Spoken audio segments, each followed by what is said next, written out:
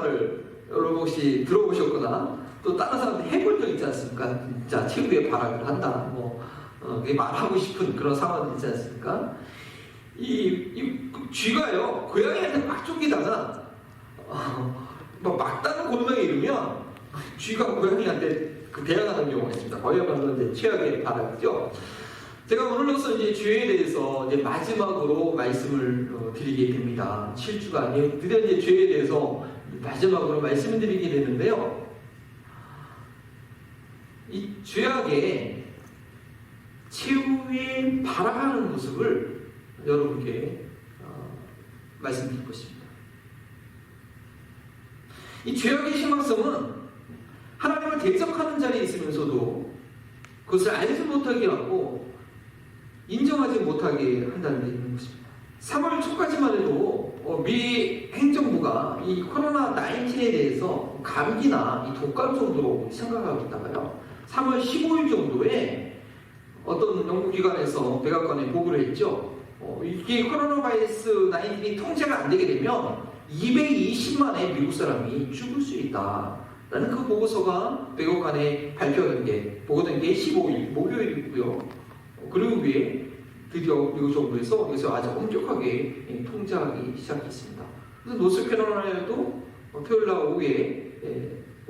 오후에 모든 공립학교를 2주간 이제 닫는다는 그런 보고서를 있었죠. 그래서 저희 교회도 이 코로나 바이러스를 앞두고 지난 토요일 아침에 가족회의를 통해서 몇 단계로 나눠서 저희가 대면 준비를 하고 있었는데, 토요일 오후에 갑자기 마지막 단계, 저희가 온라인으로 드리는 그 단계가 이제 예고가 돼서 지난 한 주간 저희가 준비하고 이렇게 좀 온라인으로 저희가 지금 예배를 드리고 있습니다. 이렇게 갑자기 온라인으로 저희가 생각을 못했죠.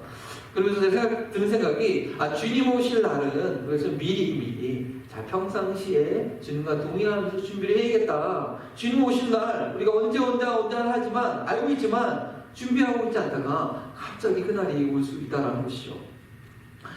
이번 기간을 통해서 우리 그리스도인들의 교제와 온 회중 중에 함께 모여 예배드리는 것이 얼마나 소중한 것인지 우리가 뼈저리게 정말 몸으로 체험함으로써 하나님께서 다시 한번 우리로 모일 수 있는 기회가 주실 때 정말 감사함으로 전심으로 함께 예배드리고 우리 지체들을 소중히 여길 수 있는 것, 평생 잊지 못할 교훈으로 받으시기를 소원합니다. 저희는요, 죄악이 얼마나 자신의 존재를 숨기고 가만히 웅크리고 있다가 우리 삶을 파괴하는지 그 파괴에 대한 경각심을 갖고 있어야 됩니다. 가정이 깨어지고 자녀가 탈선하고 서로 미워하고 살인하고 간음하고 진댕투하고 속이고 이런 악들, 이런 육체의 일들 누가 처음부터 좋아서 그 일을 하는 사람이 있겠습니까? 내 안에 웅크리고 있는 그런 죄를 방치하고 있을 때 어느 날 나도 모르게 나를 속이고 나를 사로잡아서 나로 하여금 파멸의 길로 가게 하는 것입니다. 그런데요, 가장 두려운 것은 이 죄가 창조주 하나님, 거룩하신 하나님과 사랑의 관계를 맺지 못하게 만드는데, 그러한 하나님과 관계 맺지 못하는 사람이 아무것도 아닌 것처럼 속이다가 이 땅에서의 짧은 삶 이후에 영원한 지옥의 심판을 받게 하는 것입니다. 현재 전 세계가 경악하고 있고 온 나라의 경제와 사회활동을 마비시켜놓은 이 코로나 19이 위협적인 것은요, 그 전파력이 상상을 초월하고 이 치사율이 높지는 않다고 하지만 확실한 치료가 없는 가운데 걸린 사람은 누가 죽음에 이를지 모른다는 것이죠.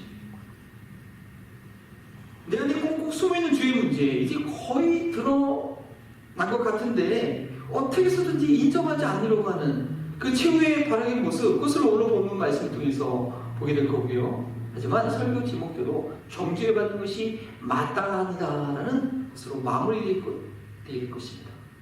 우리 코로나 19로 인해서 모두가 숨죽이고 지내야 되는 이때 그리스도인들에게 원하시는 주님의 뜻이 무엇인지 더 이상 거부하지 않고 받아들이는 은혜가 있으시기를 바랍니다.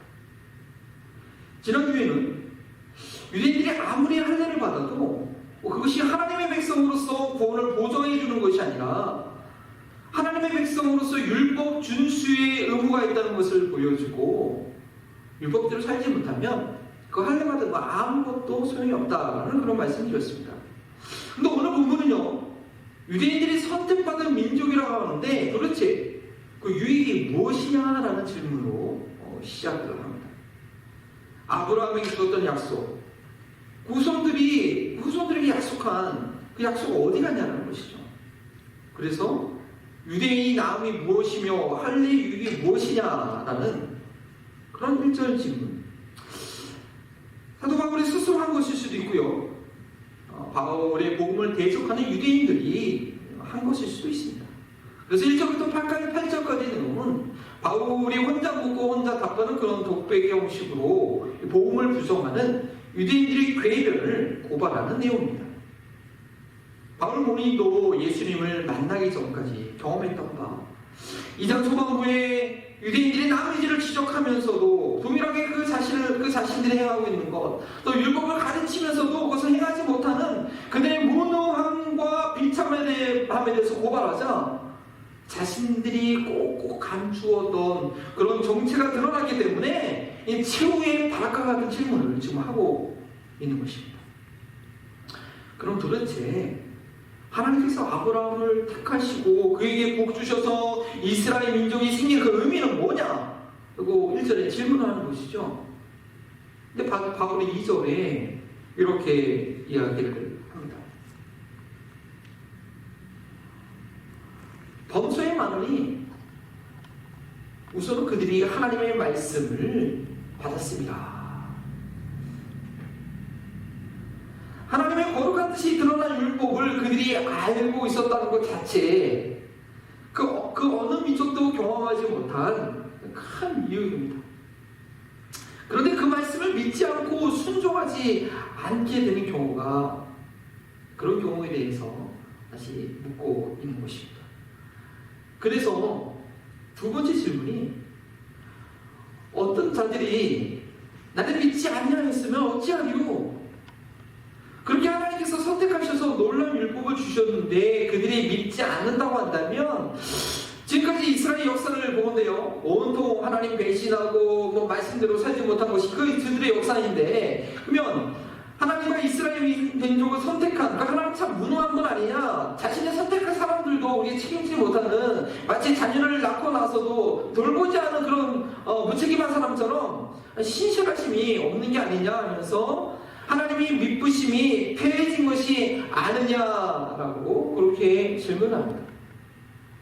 이에 대해서 바울의 답변은 4절에 그럴 수 없느니라라고 아주 단호하게 얘기하죠. 하나님의 율법, 약속을 지키지 않는 사람들이 거짓된 것이지, 하나님의 약속은 하나님은 약속을 너무나 아주 신실하게 지키시는 분이라는 것입니다. 그것을 다윗이 밧세바를 범한 후에 회개한 51편 4절의 말씀으로 변호하고 있습니다. 이 말씀을 개역개정 성경으로만 보면요, 지금 성경을 제가 좀 보여드리겠습니다. 예. 이 보면은 다윗이 의롭게 되고 순전하게 된 것처럼 오해하기 쉽지만, 영어 번역으로 보면요, 동사의 결과가 누구에게 적용될지 보입니다. 그래서 이거 세번역 성경으로 이렇게 보면 이렇습니다. 우리 주님께만 나는 죄를 지었습니다. 주님의 눈앞에서 내가 악한 짓을 저질렀으니 주님의 판결을 오르시고 주님의 심판은 정당하다. 주님이 나를 판결하신 것 옳으신 것이고 주님의 심판은 합당하다라고 그렇게 다윗이 자기의 변자하고 그 고백한 이후에 얘기하고 있는 것입니다. 다윗이요, 이 왕이라는 권력으로 사람들의 눈을 속이고 간음과 살인의 죄악을 1년간 지나도록 숨길 수 있었는지 모르겠지만 거룩하시고 신실하신 하나님 앞에서는 속일 수 없었습니다. 그리고 그것이 드러날 때 하나님의 신실하심, 하나님의 심판의 정당함을 다윗이 고백하고 인정하고 있는 것입니다. 사도 바울이 갖고 이 말씀을 이야기하면서 이스라엘 백성들이 범죄한 것, 그들이 악한 것이고 그들을 심판하신 하나님은 더 신실하신 분이다. 자기의 약속대로 그들을 심판한 것이 합당한 것이라고 하나님의 신실하심을 이야기하고 있는 것입니다. 인간의 범죄하는 건 결국 하나님의 책임이 아니라는 것이죠. 저희는 주로 그런 질문을 합니다. 왜 에덴 동산에 선악과를 주셔서 아담과 하와가 따먹게 했느냐? 아니죠. 아담과 하와가 사탄의 유혹을 받아서 그들이 스스로 범죄한 것입니다.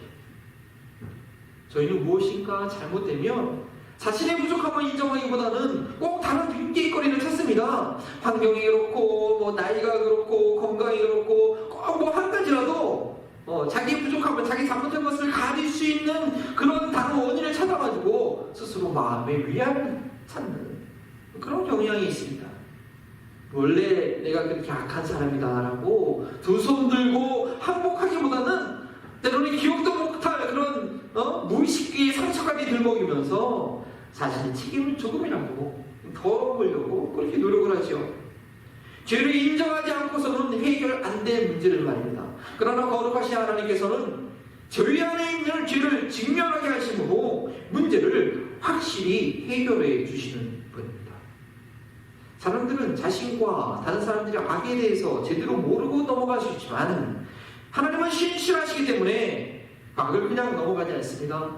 율법을 받은 이스라엘 민족이 실패한 것이 하나님의 미쁘심이 폐어진 것이 아니라 도리어 하나님의 거룩하심과 공정하심과 신실하심을 드러내고 있는 것입니다. 자신이 선택하고 만들어낸 민족이라도 그들이 범죄했을 때는 가차없이 심판하심으로 모든 열방이, 모든 민족이 공평하신 하나님을 신뢰할 만하게 하신 것입니다. 그런데요, 이러한 설명에도 불구하고 하나님의 공의와 사랑이 나타나는 이 복음을 이해하지 못하고 받아들이지 않는 이 사람들은요, 자신 안에 있는 죄악을 심각하게 여기지 않고 마지막 타락을 합니다. 5절부터 8절까지 이게 길게 설명되어 있지만 결국 이런 내용입니다. 그럼 다윗의 고백처럼 인간의 죄악이 도리어 하나님의 거룩함과 신실하심을 드러냈다면 차라리 내가 범죄함으로 하나님의 참되심과 그 풍성한 영광을 더 드러내는 게 낫겠네. 내 죄가 하나님의 신실하심을 더 드러낸 것이니까 내가 잘못한 거 그렇게 나쁜 거 아니잖아. 에이, 그러면 하나님이 나 심판하시면 안 되지. 나 정죄하면 안 되지. 그러면 궤변을 하는 것이요. 그래서 선을 이루기 위해서 악을 행하자라고 말하는 것 같다고 이제 바울이 지적을 합니다. 말도 안 되는 논리라는 것이죠. 그들 안에 죄악이 드러났음에도 불구하고 그 악을 즐기기를 포기하지 못하는 치유의 바람입니다. 그래서 바울이 결론적으로 딱 한마디 합니다. 정죄받는 것이 마땅하니라. 너희가 그러한 논리를 펴는 것은 너희 안에 악이 가득하고 그 죄악 가운데 머물러 있기를 원하고 그 악을 버리고 싶은 마음이 없는 것을 표출한 것이므로 너희는 정죄받는 것이 마땅하다는 것입니다. 오늘날 우리 그리스도인 중에 혹시 이러한 생각을 하고 계신 분들은 계시지 않습니까? 하나님께서 나를 구원의 길로 불러주셨음에도 내가 종종 죄를 짓는 것은 하나님께서 내게 주신 은혜가 불완전해서 그런 것이다 라고 하나님 핑계를 댑니다. 아니면요, 하나님의 내가 그 어떤 모든 죄악이라도 다 덮는다라고 그렇게 얘기한다고 한다면 내가 아무리 죄를 졌어도 하나님이 더 큰 은혜를 받으면 되니까, 하나님 나를 용서해 주시니까 고백하면 되니까 죄 짓는 거에 대해서 그렇게 안달할 필요가 있나? 그게 맨날 잘못했습니다. 그럴 필요가 있겠냐? 어차피 죽을 때 다 우리 용서해 주시는 것이 아니냐? 난 적당히 살아도 다 구원받은 게 아니냐라고 말하는 사람이 있을 수 있다는 것입니다. 이러한 생각 가운데 주님은 뭐라고 말씀하실까요? 성경은 뭐라고 이야기하고 있습니까? 그런 생각 자체가, 그런 논리 자체가 내가 정죄에 받는 것이 마땅하다, 네가 지금 즐기고 있는 죄악의 삶에서 벗어나기 원치 않는구나 라고 말씀하시는 것입니다. 한번 따라해 하시겠습니까? 내가 정죄받는 것이 마땅하다.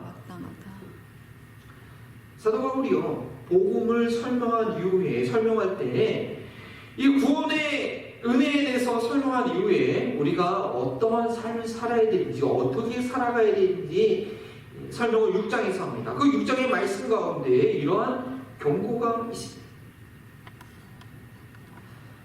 너희 자신을 종으로 내어주어 누구에게 순종하는지 그 순종하면 다른 자의 종이 되는 줄을 너희가 알지 못하느냐? 혹은 죄의 종으로 사망에 이르게 되고 혹은 순종의 종으로 의에 이르게 됩니다. 뭐라고요? 죄의 종으로 사망에 이르게 된다는 것입니다. 그렇게 계속 죄악을 제어 가운데 머물고 있고 죄악을 미워하지 않고 내 안에 있는 그 죄악의 심각성을 깨닫지 못하고 습관적으로 죄악을 계속 짓게 되면 어떻게 해요? 결국 사망에 이르게 된다. 너희가 갖고 있는 그 믿음 아니라는 것입니다. 하나님께 전혀 인정받지 못하는 믿음이라는 것입니다. 설교 말씀을 듣는 것, 성경 공부하는 것, 성경 통독하고 묵상하는 것, 내가 미처 미워하지 않고 포기하지 않고 즐기고 있는 그 죄악을 드러내게 하고 포기하도록 벗어나도록 매번 도전하는 것이 되는 것입니다. 찔림을 받으셔야 됩니다. 불편함이 있어야 됩니다. 여러분들 치아 관리 어떻게 하시나요? 비용이 좀 들더라도요, 이 정기적으로 스케일링, 루틴 클리닝이라고 하죠. 그걸 하시는 게 좋습니다. 나중에 이빨 이렇게 썩어가지고 잇몸 팅팅 부어가지고 그거 고치려고 많이 비용 드는 것보다 정기적으로 루틴 클리닝을 하시는 게 좋습니다. 아니면 음식을 드신 후에 꼭 양치질 하시고 매일 치실질까지 하시면서 관리를 좀 하셔야 됩니다. 이 스케일링 중에서요, 딥 클리닝이라는 게 있더라고요. 왜냐면 치석이 매일 프라그는 생기는데 그 프라그가 이제 오래되면 돌처럼 굳지 않습니까? 근데 그 치석이 잇몸 기숙이 이빨 뿌리까지 침투했을 경우가 있는 거예요. 뭐 빼내기 너무 힘들죠. 잇몸에 마취를 하고 이 돌 같은 치석을 제거해내는 작업을 해야 됩니다. 꽤 고통스럽습니다. 근데 그렇게 뿌리 깊은 치석을 제거내지 않으면요, 어떻게 되죠? 잇몸이 붓고 피가 나고 이빨이 썩어서 엄청난 고통을 더 당하게 됩니다. 이 치통 당하신 분들은 밤에 잠 못 오면 그 고통을 아실 것입니다. 그래서요, 치과에 가면 이 치석을 제거하기 위해서요, 의사가 날카로운 꼬챙이 가지고 이게 막 이빨을 막 쑤시면서 막 그 집어넣으면서 그 이제 치석을 빼내려고 하는데 잘 안 빼죠. 이게 끌어당기면 뭐 얼굴이 같이 이렇게 들려 올라갈 정도죠. 근데 저희 안에 뿌리 깊은 죄악이 그렇다는 겁니다. 그것이 죄악인지도 모르는 거예요. 무감각한 거예요. 그리고 오늘 본문에 있는 것 같이 괴변을 내펴주면서 자기 합리를 하죠. 그냥 그 죄악을 포기하지 않으려고 하는 것입니다. 자기는 문제가 없다는 것입니다. 그 무엇이냐? 치석과 같은 죄악이 내 영혼 깊은 곳에 조금씩 자리 잡고 있는 것이라는 겁니다. 그래서 저희는 루틴 클리닝을 하듯이 매일 말씀으로 찔림을 받아야 됩니다. 고민이 되어야 합니다. 거룩한 근심, 회개에 이르는 근심이 필요합니다. 이렇게 믿음 살아가면 안 된다. 우리 교회가 이러면 안 된다라고 우리 각성이 필요한 것입니다. 그래서 제가 지난 7주 동안 저 자신을 비롯해서 열심히 여러분들을 찔러 드렸습니다. 아프셨나요? 제가 기술이 없어가지고. 그래도 오늘 제가 여러분들의 표정을 보지 않고 찔러서 좀 마음이 부담이 덜합니다. 두 번째로 사도 바울이 얘기하고 있는 것은 주보에 있는 설교에서 있지만 다 죄화되어 있다라는 것을 9절에서 18절 긴 구절에서 설명하고 있습니다. 1장에서부터 말한 그 죄악에 대해서 총 정리하고 있는 것입니다. 복음을 거부하는 유대인들이요, 말도 안 되는 논증으로 괴변을 늘어놓자 그래 너희가 그렇게 말하는 것을 보니 정말 정죄받는 것이 마땅하다라고 말하면서도 그 정죄가 유대인들만 해당되는 것이 아니라 모든 인류 앞에 놓여져 있다는 것을 얘기하고 있습니다. 유대인이 낳은 것이 무엇이냐라고 9절에 다시 한번 더 질문을 하지요. 그런데 이번에는 바울이 직접 합니다. 1절에는 바울의 대적자들이 한 질문이었고 그 질문에 바울이 하나님의 말씀을 맡았기 때문에 유익하다라고 했는데 이번에는요 2절에서 얘기한 것과는 다르게 결코 아니다라고 9절에 그렇게 말하고 있습니다. 왜냐? 유대인이나 헬라인이나 모두 죄 아래 있기 때문입니다. 2절에서는 말씀을 받았기 때문에 유대인이나 유대인들이 이방인들보다 구원받기에 훨씬 나은 위치에 있는 것 같지만 아무리 좋은 곳이라도 모두가 죄 아래 놓여있기 때문에 그 좋은 곳이 좋은 곳으로 발휘하지 못한다는 것이죠. 아무리 좋은 곳을 갖다 줘도 그 받아들이는 사람이 그 맛을 모르면 아무 소용이 없다는 것처럼 말입니다. 유대인이나 헬라인이나 다 죄 아래 있다는 것에 대해서 9절 후반부에 성경에 보고 계시죠? 뭐라고 되어 있습니까? 9절 후반부에 이미 선언하였느니라 이렇게 얘기하고 있는데 이것은 구약성경에 그렇게 증언하기 때문입니다. 그래서 10절부터 18절의 그 말씀들은요 사도 바울이 그냥 쓴 것이 아니고 구약에 있는 시편, 이사야, 전도서에 있는 말씀 구절구절을 그대로 인용한 것이죠.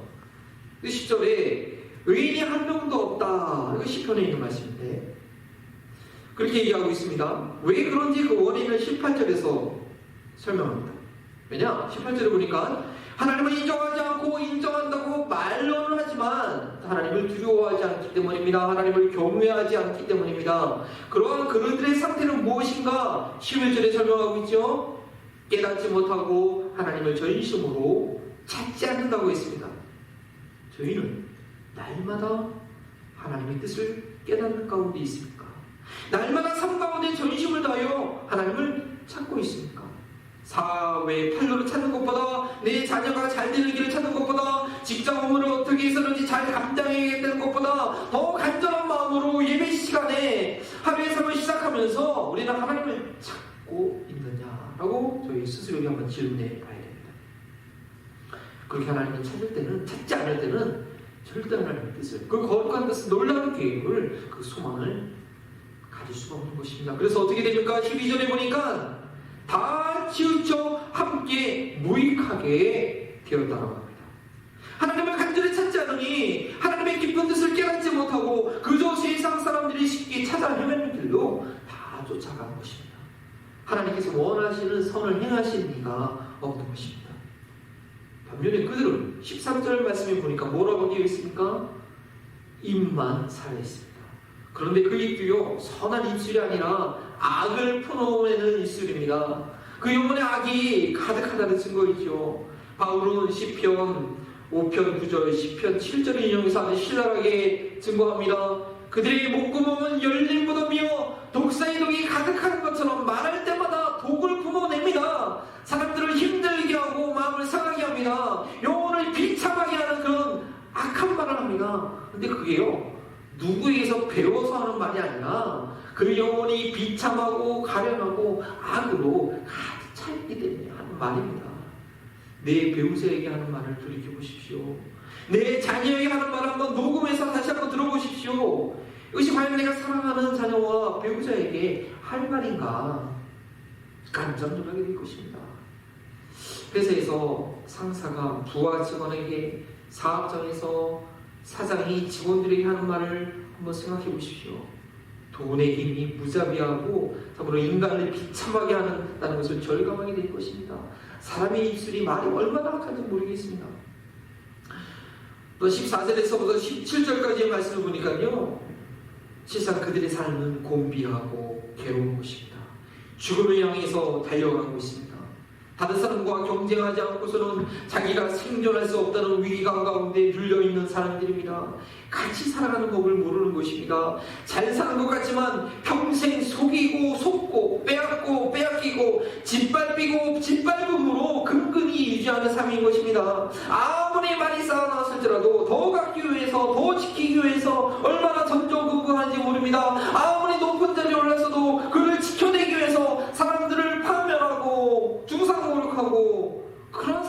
살고 있는 것이죠. 그리고 그렇게 살다가 죽을 때는 사람들에게 욕먹고 쓸쓸히 잊혀지고 기억되지 않는 평생 원망을 듣는 그런 비참한 삶을 향해서 쫓기듯 달려가고 있는 자의 삶이 바로 14절에서 17절에 이해하고 있는 죄인들의 삶입니다. 그런데 우리 주변에 그런 사람들 혹시 쉽게 발견하는 것은 아닙니까? 쉽게 접하는 것은 아닙니까? 아니, 열심히 산다고 하지만 결국 내 삶이 내가 그런 삶일 수 있습니다. 지금까지 말한 모든 내용들이요, 저희와는 전혀 상관없는 내용이를 바라기지만 성경은 모든 사람들이 죄 아래 놓여 있다고 선언하고 있습니다. 이것이 우리 현실인 것을 저희는 깨달아야 됩니다. 인정하지 않는 것은요, 끝까지 내 안에 있는 죄를 부정하고 최악의 발악을 한 듯이 그 죄에서 벗어나지 않으려고 모른 척, 나와는 상관없는 척 하고 있는 것이죠. 물론 우리 구원받은 그리스도인들은요, 이러한 죄악이 가득한 삶을 살면 안 됩니다. 꼭 구원받은 것이 아니죠. 그러나 그것은 우리가 그렇게 살지 않고 있다라고 자부하는 것이 아니라, 교만하는 것이 아니라, 낙관하는 것이 아니라, 그런 죄악이 언제든지 내 안에 있음을 알고 날마다 나의 몸을 주님께 드리는 삶이어야 한다는 것입니다. 그리고 그것이 로마서의 아주 중요한 내용이고 로마서의 본론에 해당되는 긴 내용의 원리입니다. 그것을 설명드릴 것입니다.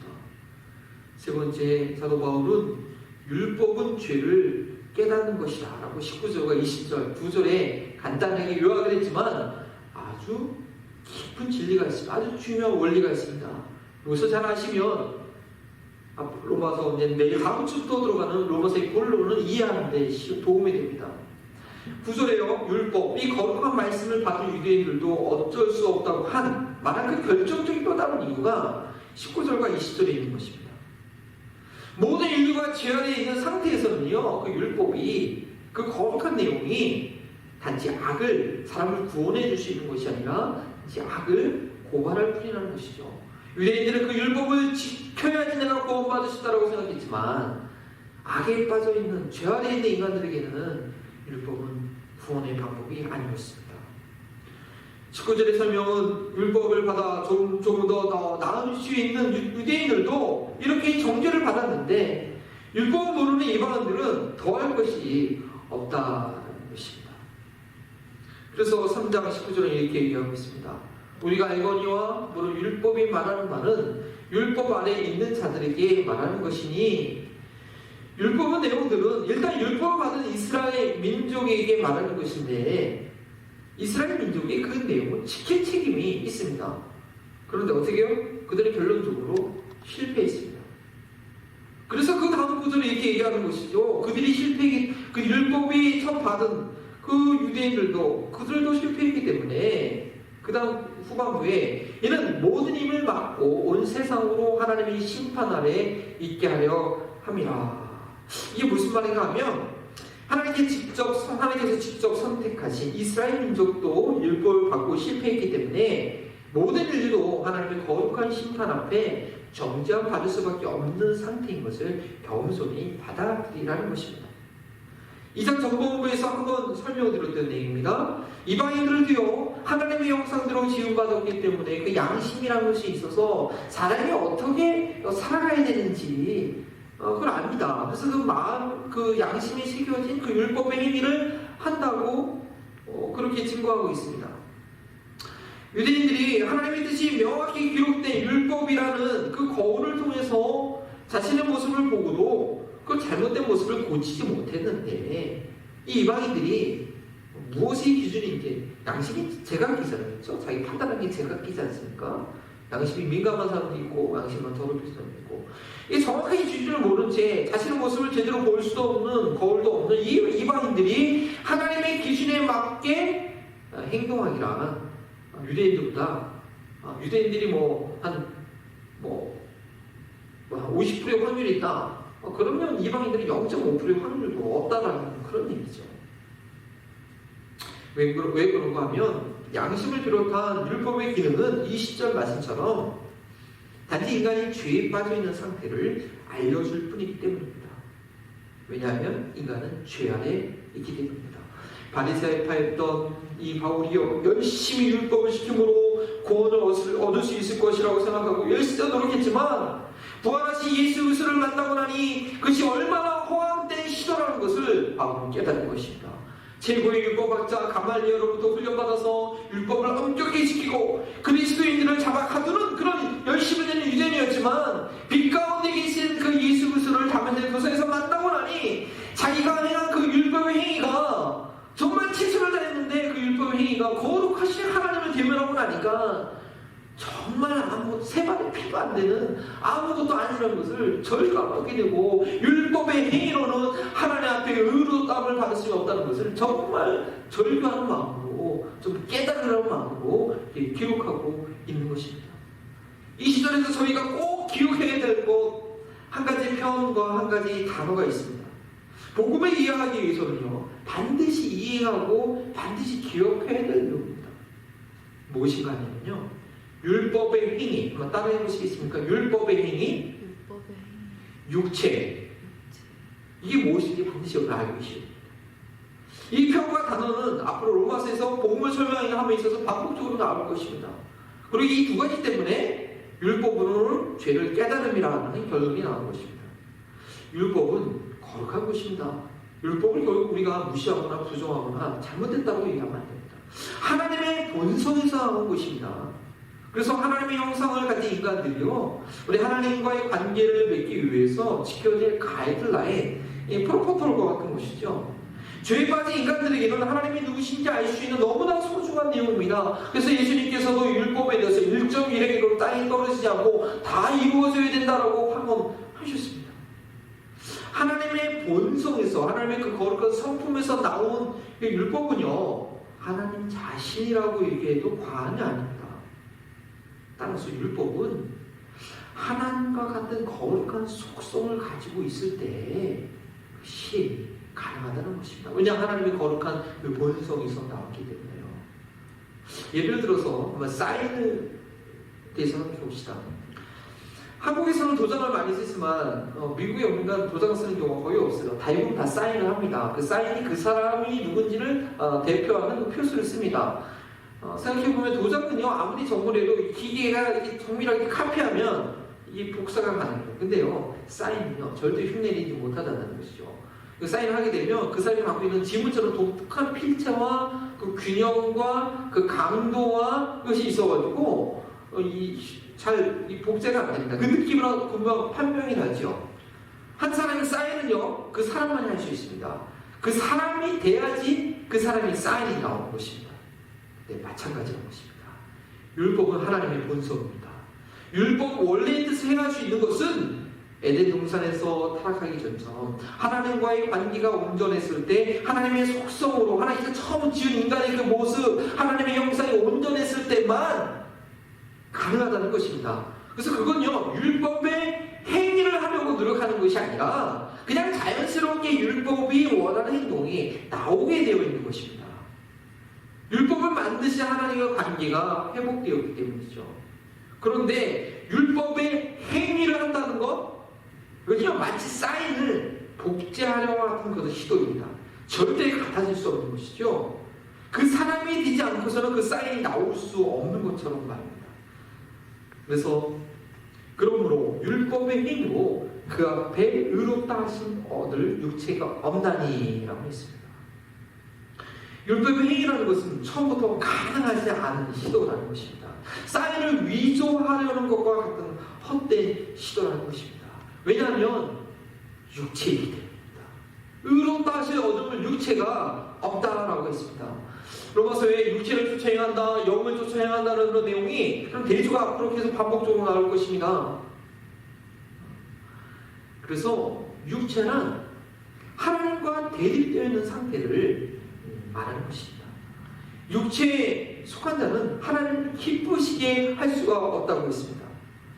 하나님께서 거하시지 않고 거할 수 없는 상태이기 때문입니다. 창세기 6장에 그런 말씀 나오지 않습니까? 하나님의 아들들이 사람의 딸들을 자기가 좋아하는 대로 다 키워서 결혼하자 하나님께서 저들이 육신이 되었으므로 내가 저들과 더 이상 함께하지 못하겠다라고 말씀하신 것과 마찬가지죠.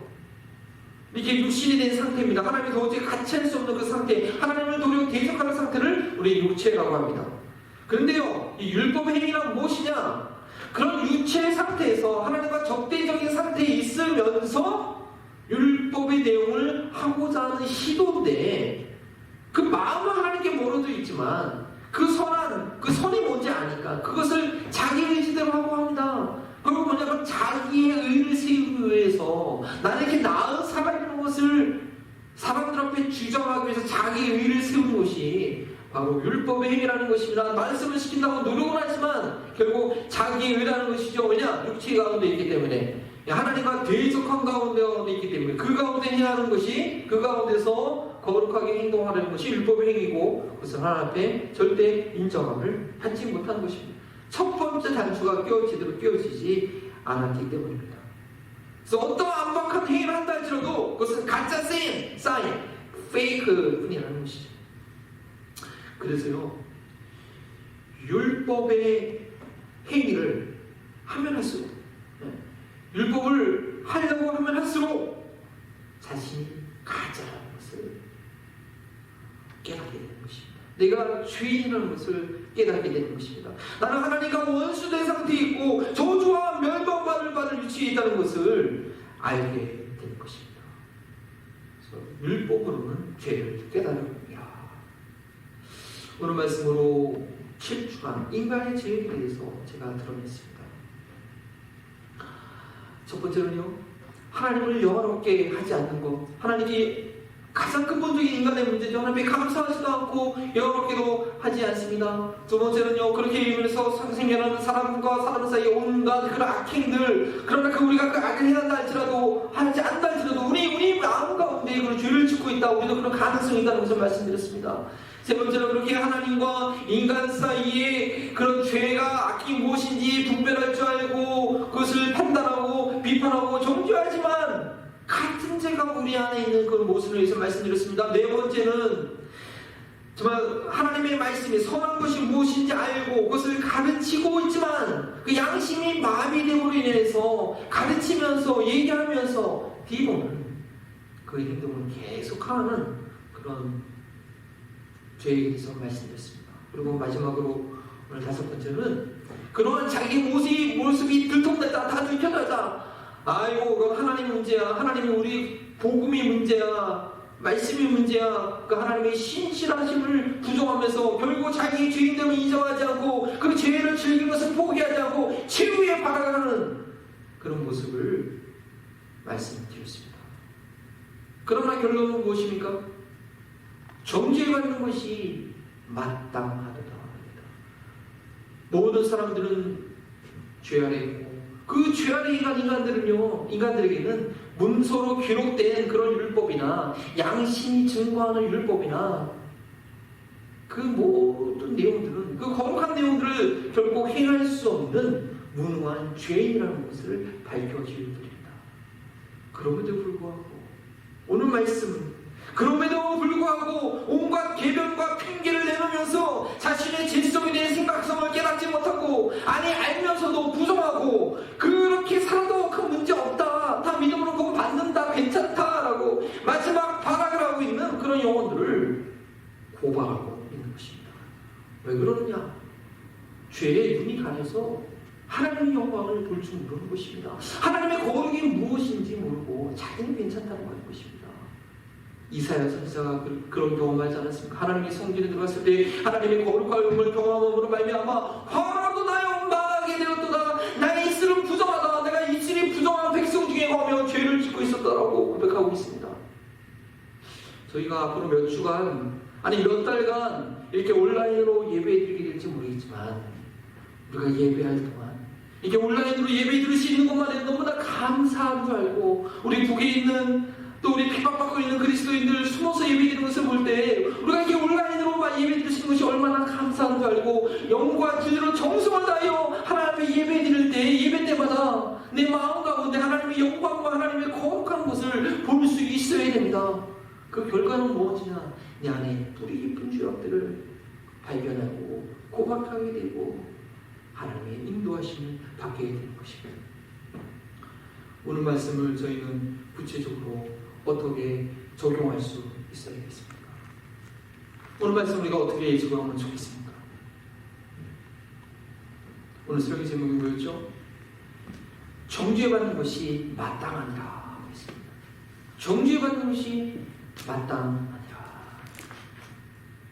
우리가 한 주간 살아가면서 또 앞으로 평생 살아가시면서요, 첫 번째, 누군가 나를 정죄한다 할지라도, 잔소리한다 할지라도 너무 화내거나 분노하지 맙시다.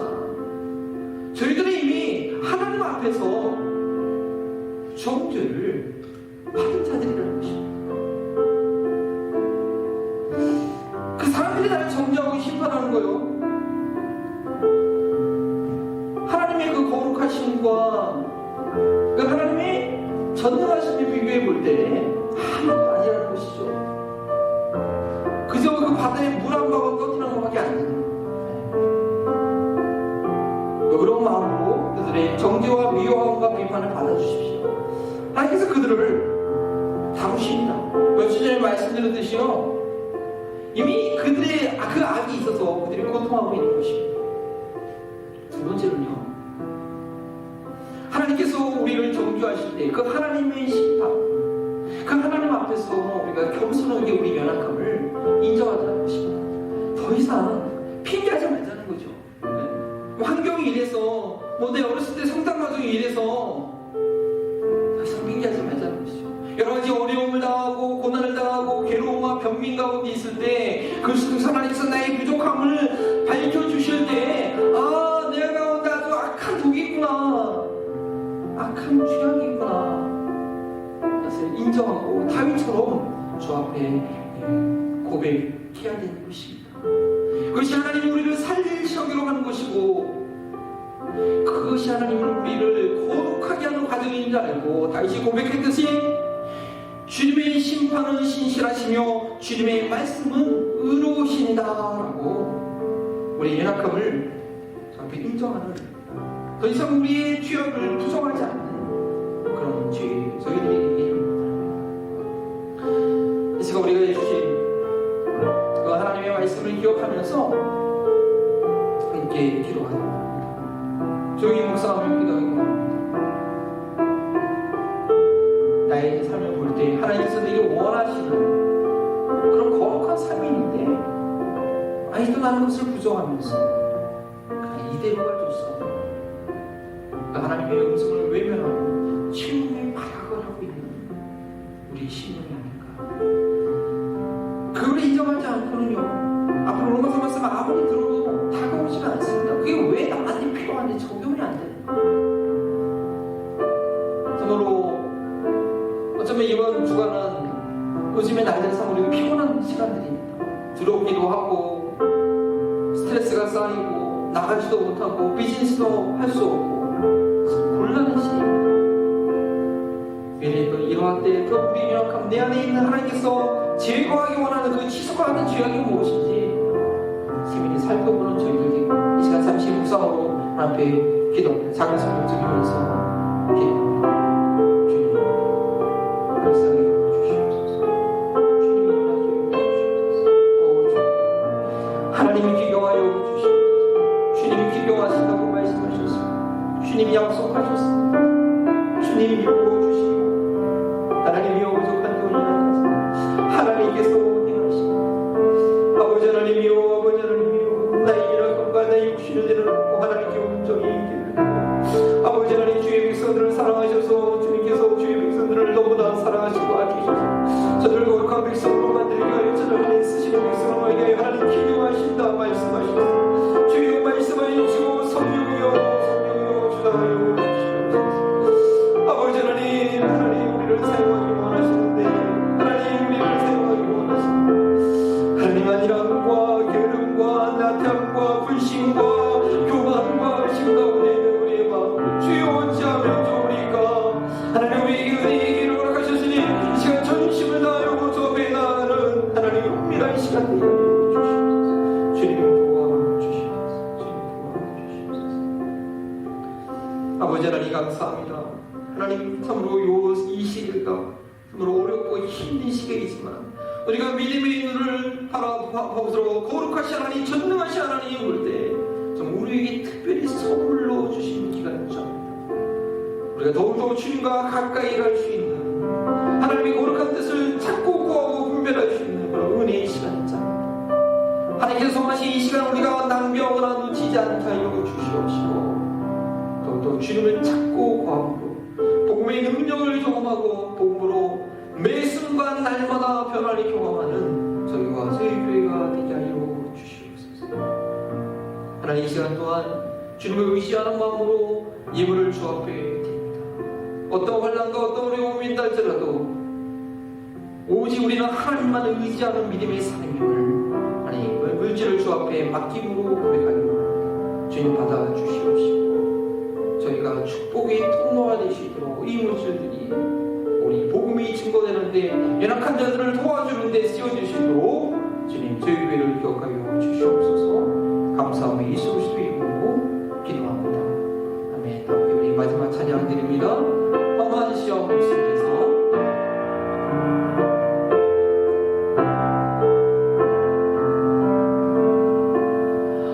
험한 시험 물속에